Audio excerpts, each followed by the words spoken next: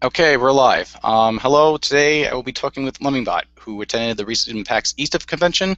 How are you doing, Lemming? Oh, you're roboting. I am? I don't know why that is.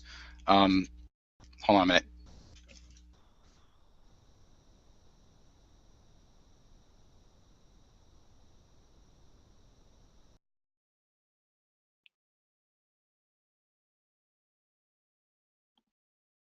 You okay?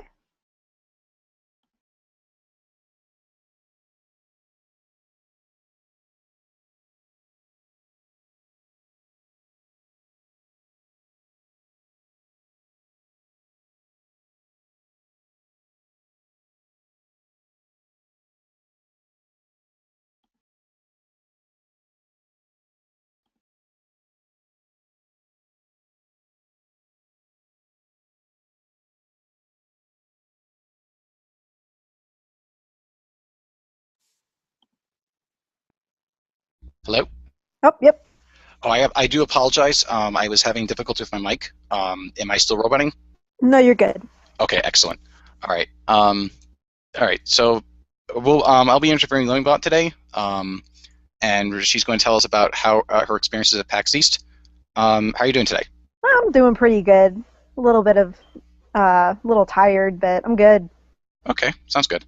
Um, to begin, how was your time at PAX? Oh, it was really fun. I really enjoyed it. Like I went last year. It's pretty much the equivalent to my Christmas. Hmm. Like if I had to choose between having Christmas and going to PAX, I'd go to PAX. Okay. Were you going PAX solely for fun? Well, I had to go there. Well, obviously, I have to go there for business because I am in game design, and that's basically how you meet others in the industry. That's how you make connections. That's how that's how some people even get jobs and internships. Hmm. So it's like GDC. It's a conference where developers meet, and while there's a show, there's also business stuff that goes on at the same time. Yeah, yeah. It's more just like a social gathering. Most from what I know, most of the business stuff goes on in after parties that take place after the convention is closed. But you'll meet people on the floor, and sometimes they'll be like, "Oh yeah, totally, come with us to this bar afterwards," and then that's a way to get in. Hmm. Okay, that sounds good. Um, how did this year at PAX compare to other conventions you previously attended? I've only been to a few different conventions. One of them was a robotics convention for a few years, but I definitely enjoy this one a lot more than any others. Last year I think was a little bit more fun, but that's because I didn't really know what to expect.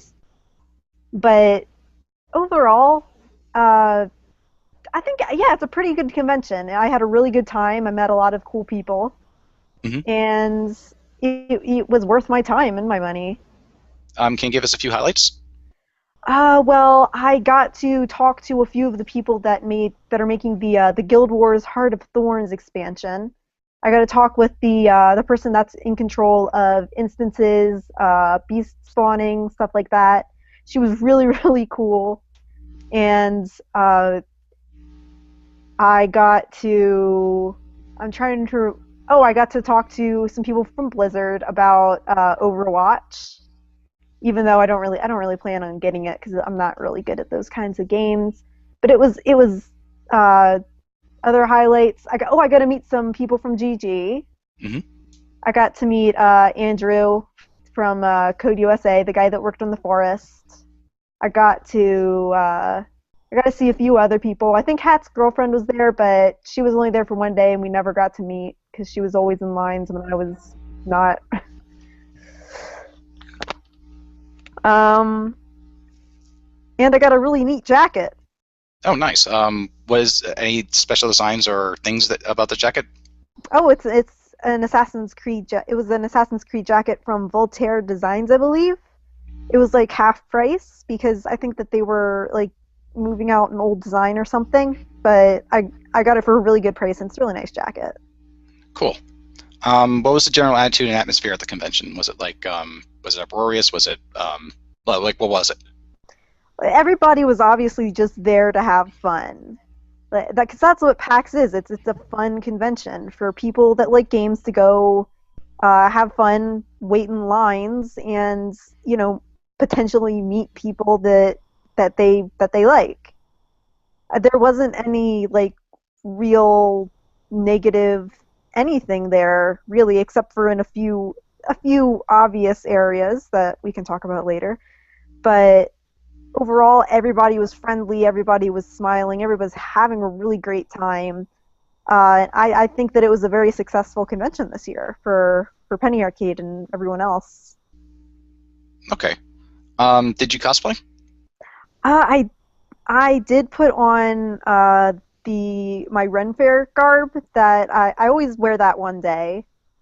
It's basically just a bodice, and it's like a bodice, a dress, and like a peasant shirt, and and yeah, I mean, I don't really know if that counts as cosplay, but it's like one of the only times I wear it during the year, so I suppose. Okay. Did any cosplayers tending stand out for better or for worse? Oh, there was this really awesome Mega Man cosplay group where they were. I've never played Mega Man, so I only knew Mega Man and Cutman, but they were amazing. And of course, they had the guys that do like the professional Halo armor there. They actually had a whole panel where they just talked about how they make this armor, and those were amazing. It's really cool to see just how much work everybody puts into just cosplay. Hmm. Um, can you give us a little insight into cosplay culture? Like, why do people decide to dress up as like some of their favorite characters, or why do people like seeing other people dress up as those characters? I I'm not a really big cosplayer, even though I would love to be. But it's mostly just because it's just like a celebration of how much you like that character, how much you like that series, or how much it's influenced you. It's like you can always buy the games or buy the media and always like give it good ratings and reviews. But it's a totally different thing to actually take your time and money so that you can like look like that character or like be somebody from that world. I think that's like a it's like a level of devotion and love to a series that most of the people don't have.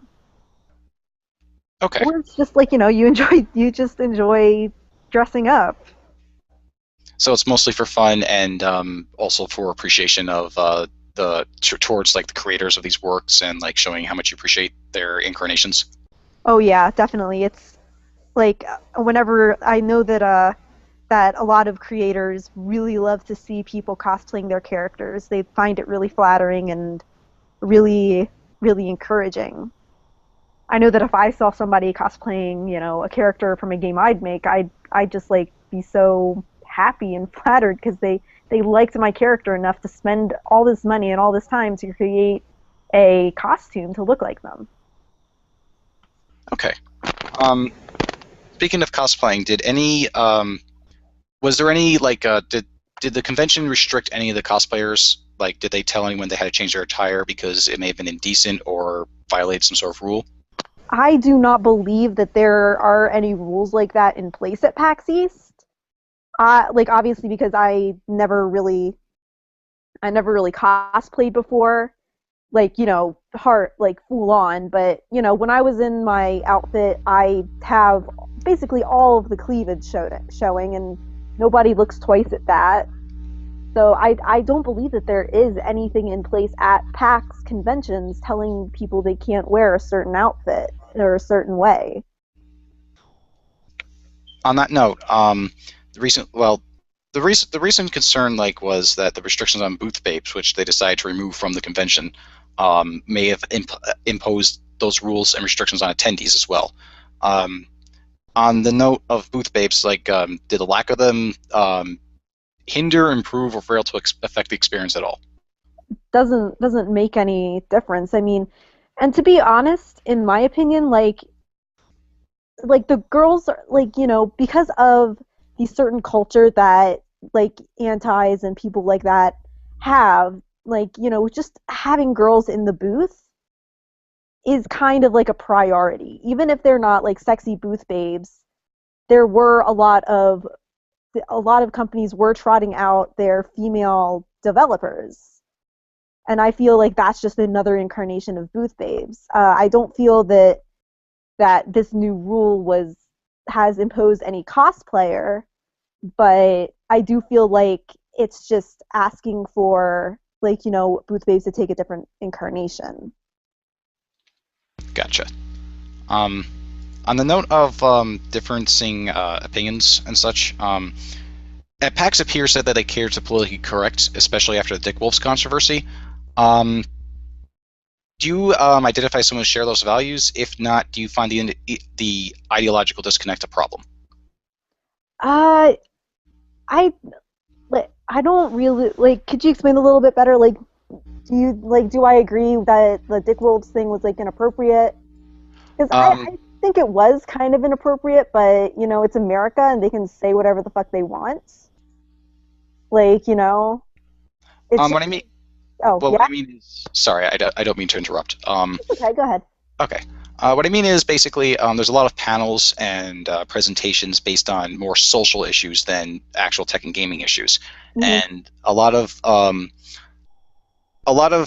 things that come out of these panels and conventions is very leaning towards social authoritarian type attitudes, or although that is a bit of a loaded term because I don't think anyone identifies as an authoritarian, but there is a lot of that of kind of progressive regressive nature. Do you think that is do you think that lines is that like would you agree with those values that they expose? Like if they had a big convention panel of an anti-harassment policy or the need for inclusion. There was one panel I saw that was on the need to don't let identity politics like get in the way and like how to resolve that. Do you have any comments on that? Yeah, I don't think that identity politics have any place in this industry.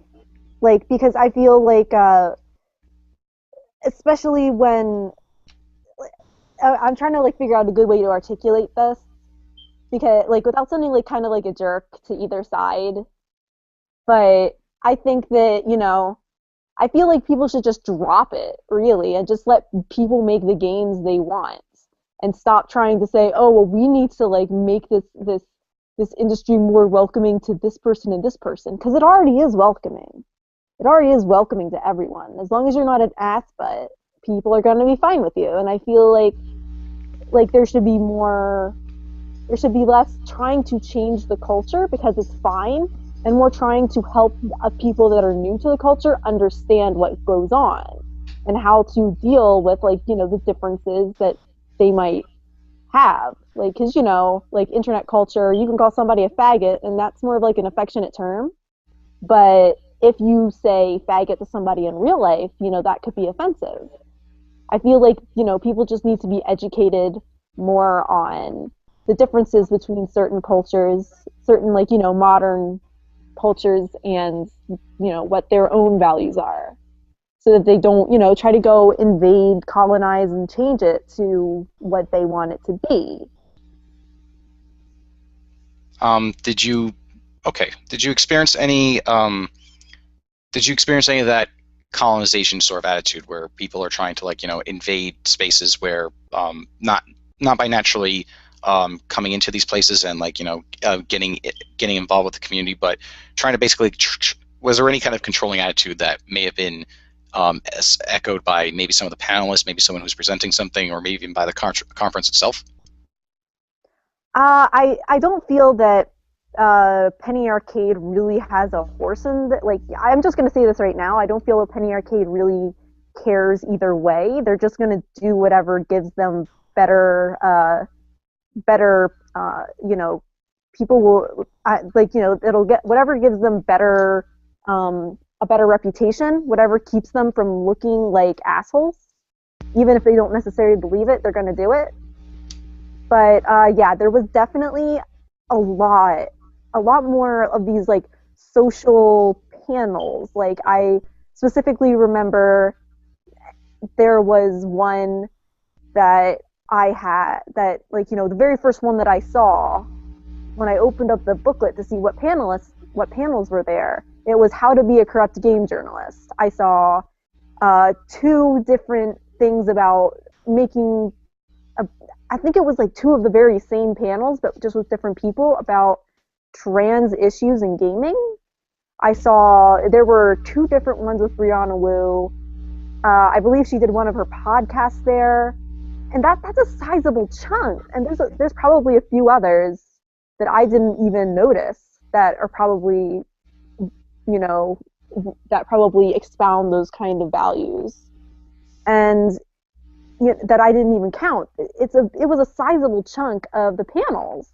There was less things about what is Blizzard doing this year, and what is the new technology that makes this game, and this game special. It was more about, oh, let's make this more inclusive, blah blah blah, for people, so that just a bunch of bullshit.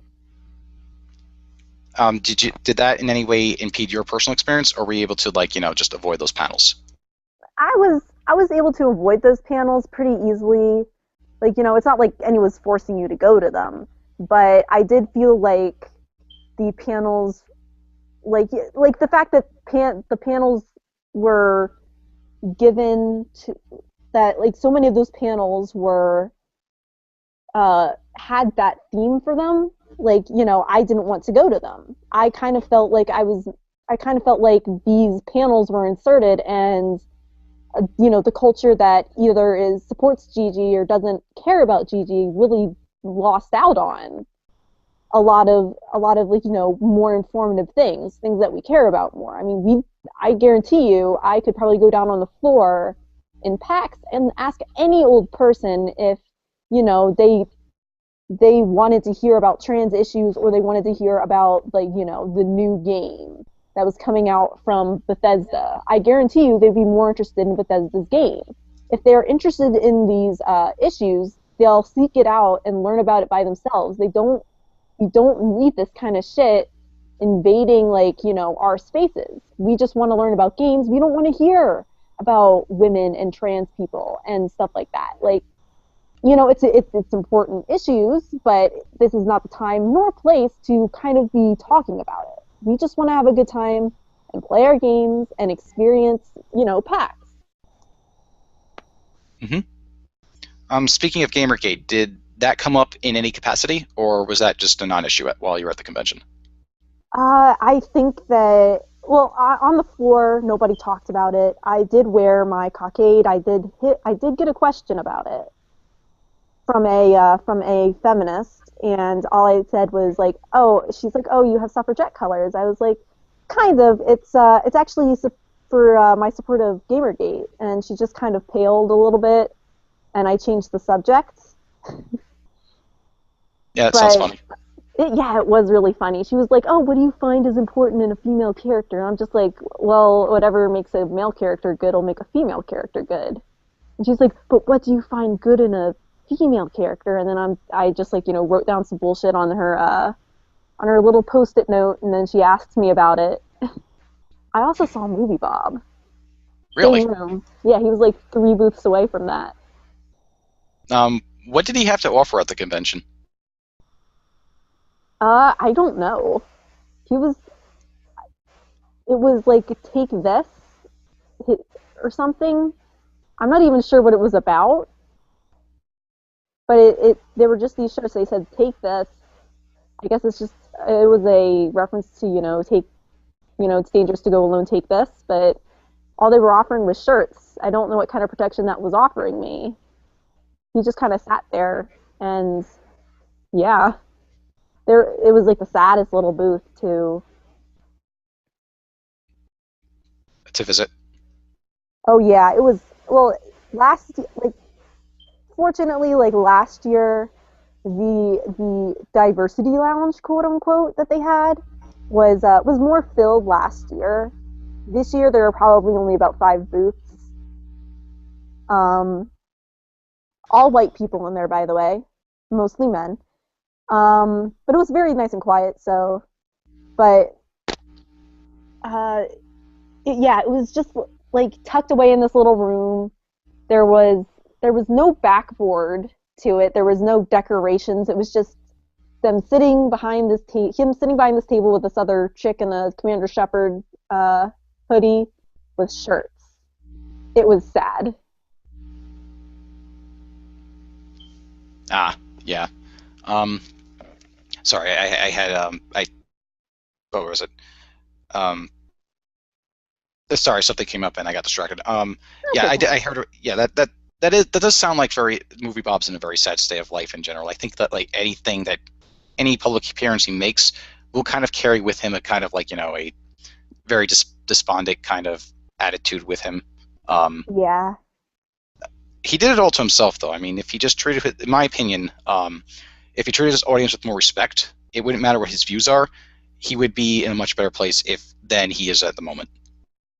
Yeah, yeah, I'm going to have to agree with that. He didn't act in a very appropriate way, or well, he can act however he wants, but he's also going to have to just deal. We're also going to respond how we want, and he's going to have to take that into account. And he's obviously learning that the hard way. Pretty much. Speaking of cult of personality, at GDC there was a bit of grandstanding by individuals such as Tim Schafer. Did any of those kind of antics go on at PAX? From what I know, at least as far as Gamergate goes, not really. I mean, of course, there were some Let's Players going around hanging out, attracting a bunch of attention, but none of it was GG related. And like I said, Brianna Wu was there, but from what I know, she did not cause a stir. Amazingly enough. Yeah. One thing I will credit Brianna Wu for is she strangely does have. She doesn't present herself very well, but she does have a bit of charisma when she goes on interviews and such. So I think she can behave in the proper setting. It's just that she chooses not. She chooses to vitriolically attack people a lot, and not in a way that's constructive for anyone involved. Hmm. Um, but it is good to hear that the developers put the it is good to hear the developers put the politics at the door for the most part. I mean, you do have the social panels and those sort of issues that people want to discuss about, but um, other than that, but that is at least on topic as opposed to saying, going on stage and making a whole bunch of Gamergate jokes because, well, you either have terrible writers or you wrote that yourself and you're a terrible person. Um, but that's neither here nor there. Um, what other what other highlights or interesting things of note can you tell us of your experience at PAX? Well, they did lose my bags at the thing, but that's not really here nor there. I'm trying to think if anything else really, really interesting happened. I do know that trying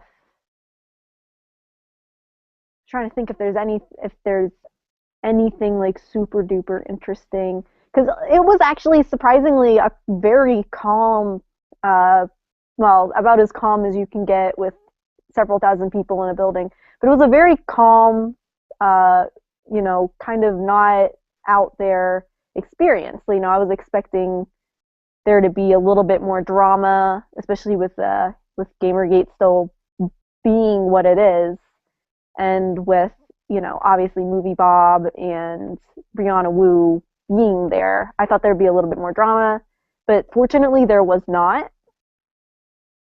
I think that any GG supporters probably just avoided whatever, like anything that had to do with these kinds of people, and just went about their own way. And of course, the people that are they're sympathetic to them, went in there, drank the Kool Aid, did whatever, and stayed away from us. I think that's a positive sign actually, and I think it does destroy a bit of this narrative that it's going around that Gamergate is doing nothing but causing toxicity and disruption. And I think it just goes to show that this is just my opinion, of course. Mm-hmm. Um, that basically, while there is a lot of heated debate and discussion online, a lot of it is very vitriolic and very filled with rhetoric. That it's not doing what a lot of the press is saying it's doing, where it's creating this bad environment in gaming or gaming culture.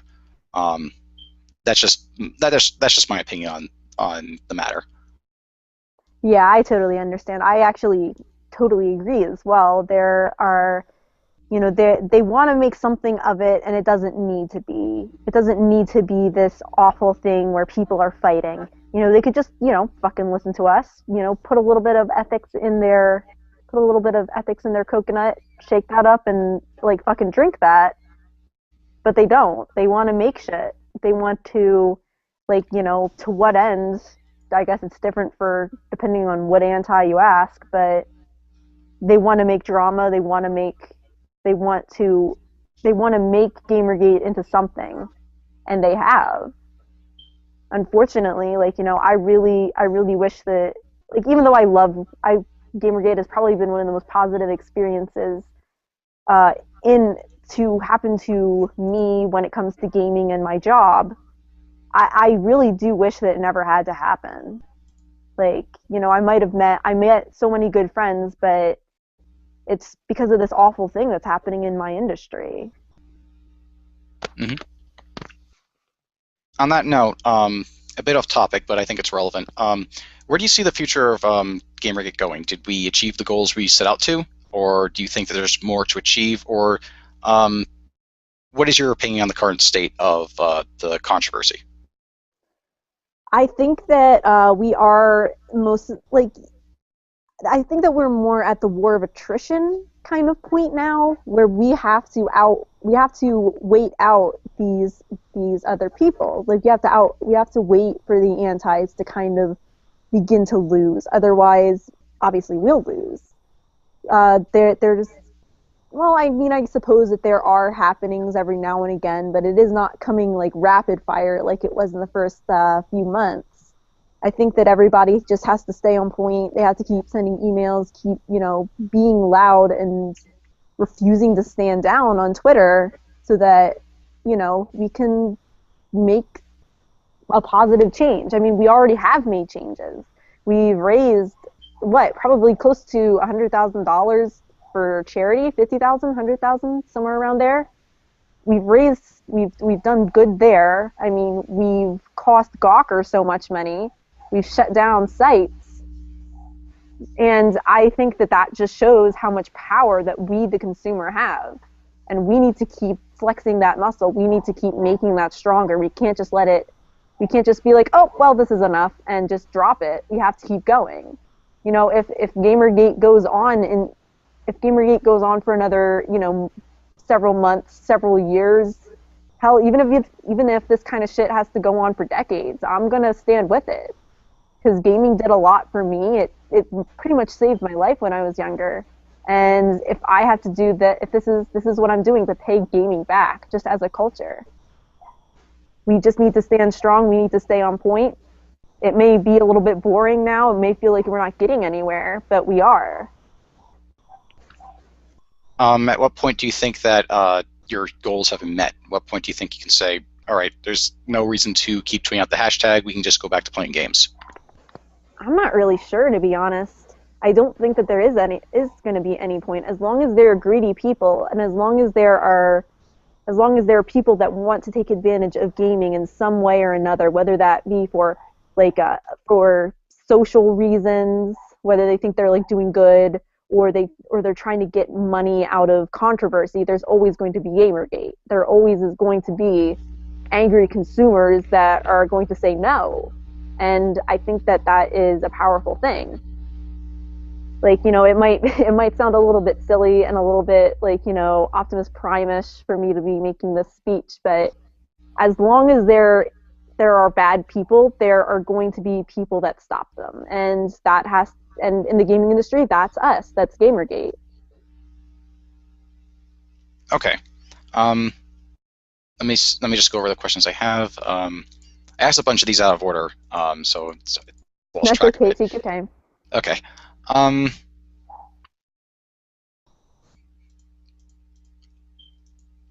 oh, here's one. Um, what games that were released at PAX are you excited about the most, and which ones are you less excited for? Well, like I said before, even though I do love Blizzard, I did go to look at Overwatch, I'm not actually that interested in it because, from what I can tell, it's a bit like Team Fortress, and I am like as much as as much as I love the characters in Team Fortress, I don't like the game very much. Hmm. But I feel like if Overwatch can at least give us some interesting characters, I'll be happy enough with it.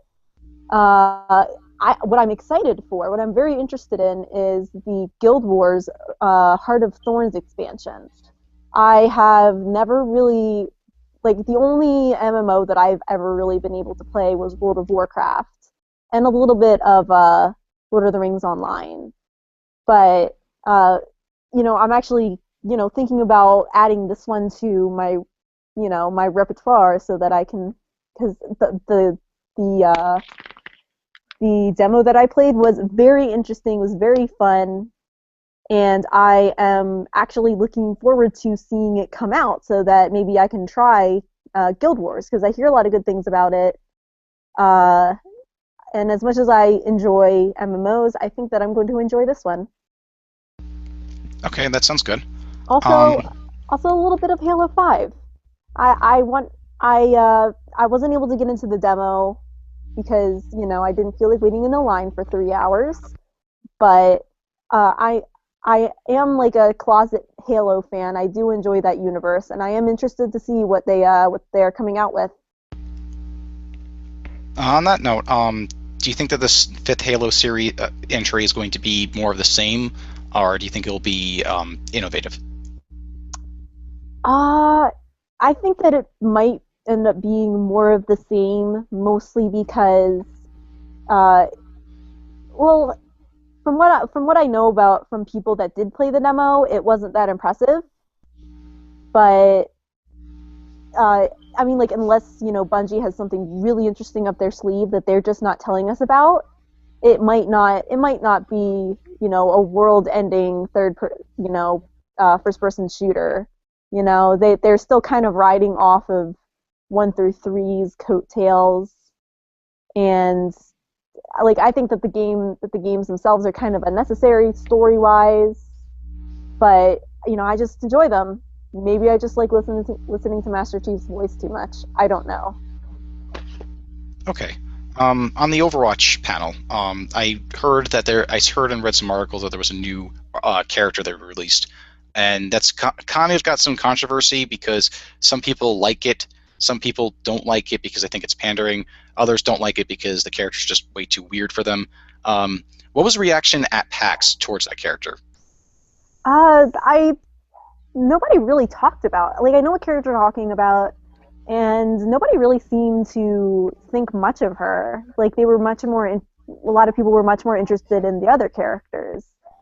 Uh, like I heard somebody talking about it, and like the one guy kind of seemed like, yeah, I don't really like your design a lot, and his girlfriend just kind of like shrugged, and she's like, whatever, I don't care.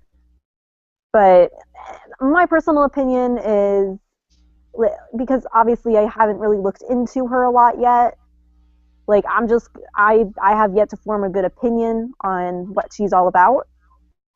And like if it's pandering, then shame on you, Blizzard. I love you guys, but you can't. That's not cute.